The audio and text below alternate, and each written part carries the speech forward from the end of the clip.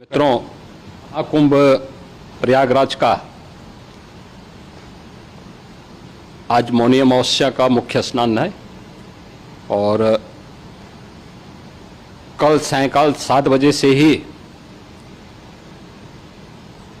काफी बड़ी संख्या में श्रद्धालुजन प्रयागराज पहुंच करके स्नान भी कर रहे थे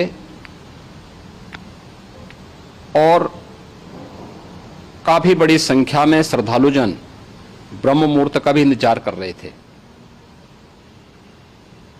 एक दुर्भाग्यपूर्ण हादसा इसी दौरान अखाड़ा मार्ग पर संगम के तट पर हुआ, जिसमें 90 से ज्यादा लोग गंभीर रूप से या सामान्य रूप से घायल हुए। यह हादसा भारी भीड़ के द्वारा अखाड़ा मार्ग के बैरिकेडिंग्स को तोड़ने और उसके बाद उससे कूद करके जाने के कारण वहां पर हुआ है, जिसमें 30 के आसपास लोगों की दुखद मृत्यु हुई है। 36 घायलों का प्रयागराज में उपचार चल रहा है।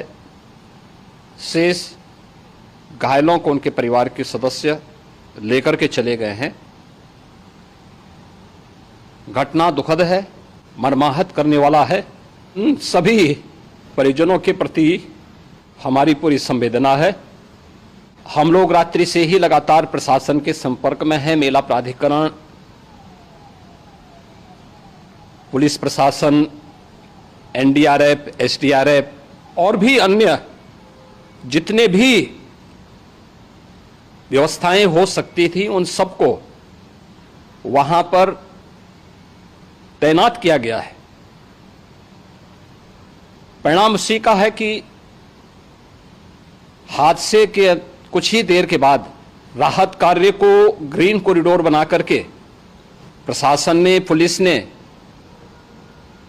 एनडीआरएफ और एसडीआरएफ के स्वयंसेवकों ने सभी लोगों को हॉस्पिटल तक पहुंचाने का काम किया है। लेकिन दुर्भाग्य से इस दौरान ये मौतें हुई हैं। स्वाभाविक रूप से सब मुद्दों पर प्रश्न उठना स्वाभाविक भी है। उपचार के बाद बहुत सारे लोग अपने परिवारजनों के साथ जा चुके हैं, उनके परिवार के लोग ले जा चुके हैं। जो बाकी बच्चे हैं उनका उपचार चल रहा है। उपचार के सारे इंतजाम वहां किए गए हैं। प्रेशर मौनी अमावस्या का ये मुख्य स्नान है महाकुंभ का, और बहुत ज्यादा प्रेशर प्रयागराज में होने के कारण सभी प्रकार के मार्ग भी चौक थे।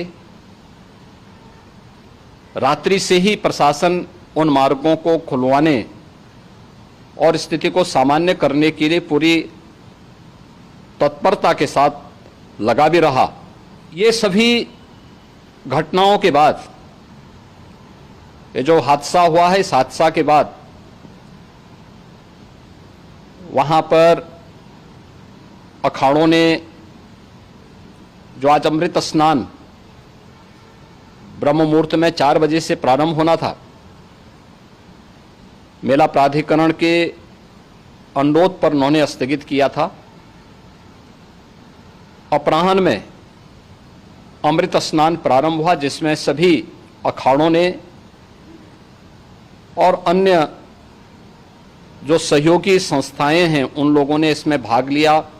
सभी पूज्य आचार्य महामंडलेश्वर भी इस अमृत स्नान में भागीदार बने। प्रयागराज में आज 8 करोड़ से अधिक लोगों का, श्रद्धालुओं का दबाव था। यद्यपि अगल बगल के जनपदों में मिर्जापुर, भदोई, प्रतापगढ़, फतेहपुर, कौशाम्बी, इन सभी जनपदों में भी होल्डिंग एरिया बना करके काफी बड़े पैमाने पर श्रद्धालुओं जनों को रोका गया था, जिन्हें अमृत स्नान संपन्न होने के बाद, जब सभी अखाड़े स्नान संपन्न कर चुके हैं, उसके बाद अब वहां से रिलीज किया गया है। इतना भारी दबाव ये पहली बार वहां पर देखने को मिला था, और जिसके बारे में हम लोगों ने पूरे इंतजाम करने के प्रयास भी किए गए थे। रेलवे स्टेशनों पर, चाहे वह जोशी हो, चाहे वह प्रयागराज सिटी हो, प्रयागराज हो, फाफामऊ हो, उन सभी पर लगातार दबाव बना रहा। रेलवे ने भी इस दौरान वहां के दबाव को ध्यान में रखते हुए मेला स्पेशल चलाई। रूटीन और मेला स्पेशल को मिलाकर के लगभग 300 से अधिक ट्रेन रेलवे के द्वारा अब तक चलाई जा चुकी हैं, और जिससे श्रद्धालु जनों को उनके गंतव्य तक पहुंचाया जा सके। उत्तर प्रदेश परिवहन निगम ने भी अपनी 8000 से अधिक बसेज श्रद्धालु जनों को उनके गंतव्य तक पहुंचाने के लिए लगाया हुआ है, और जिससे उन सबको सुरक्षित उनके घरों तक पहुंचाया जा सके। दिन भर स्मूथली, बहुत ही सुगमता के साथ पूरा स्नान इसके बाद हुआ है, जिसमें पूज्य शंकराचार्य, आचार्य महामंडलेश्वर, वरिष्ठ संतजन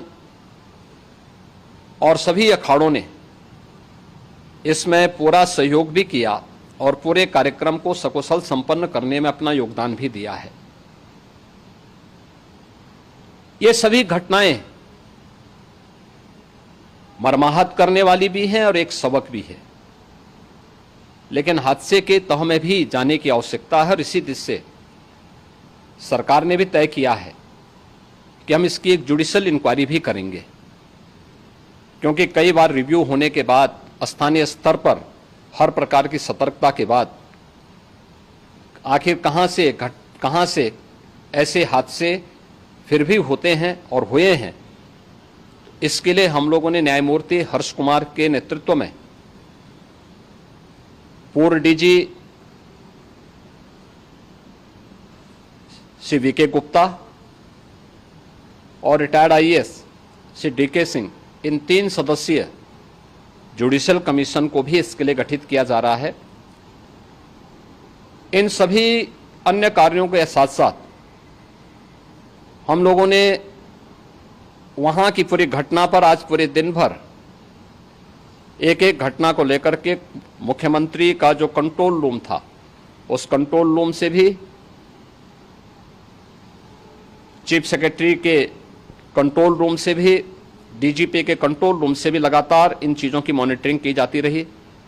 दिन भर बैठक चली है और लगातार एक एक घटना को लेकर के वहाँ पर प्रशासन के साथ संवाद भी रहा है, विभिन्न अखाड़ों के साथ संवाद रहा है, अन्य संतों के साथ भी दिन भर हम लोग संवाद बनाते रहे हैं। प्रातःकाल से आदरणीय प्रधानमंत्री जी का,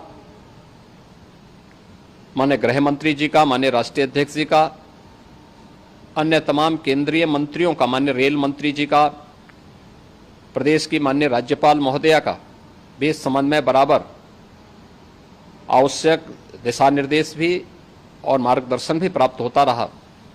इसको लेकर के यहाँ पर सरकार ने उसे नीचे मजबूती के साथ उतारने का कार्य करने का प्रयास किया। घटना अत्यंत दुखद है। मृतकों के प्रति मेरी विनम्र श्रद्धांजलि है।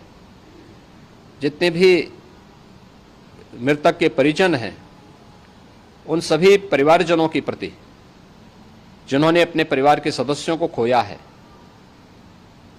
मेरी संवेदनाएं हैं। विनम्र श्रद्धांजलि उनके प्रति संवेदना मेरी है, और इस पूरी घटना की हम लोग न्यायिक जांच करवा करके इसकी तह में भी जाएंगे।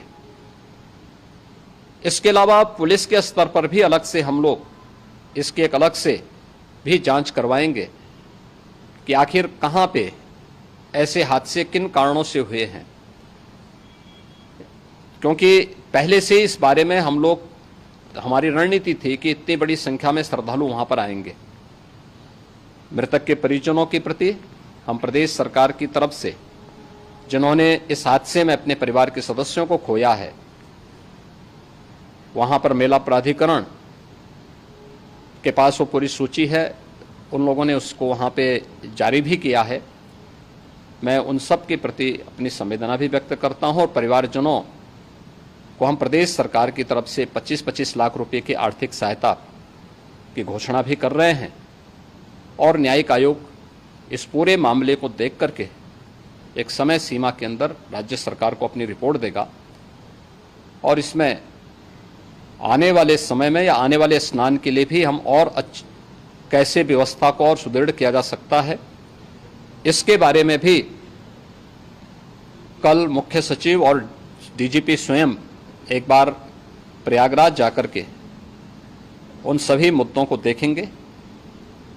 आवश्यकता पड़ती है तो फिर इसमें, यद्यपि आज प्रदेश सरकार के तमाम वरिष्ठ अधिकारियों को हम लोगों ने अलग अलग स्थानों पर वहां लगाया गया था और वे सभी पूरी तत्परता के साथ, प्रमुख सचिव नगर विकास वहीं थे, पीडब्ल्यूडी के प्रमुख सचिव भी वहीं पे थे, पावर कारपोरेशन के चेयरमैन भी वहीं पे मौजूद थे, जिन एक एक मुद्दों पर वहां पर वे लोग लगातार निगाह रखे हुए थे। लेकिन दुर्भाग्यपूर्ण घटना और ये मर्माहत करने वाली घटना है। मैं सभी उन पुण्य आत्माओं के प्रति अपनी विनम्र श्रद्धांजलि अर्पित करता हूं।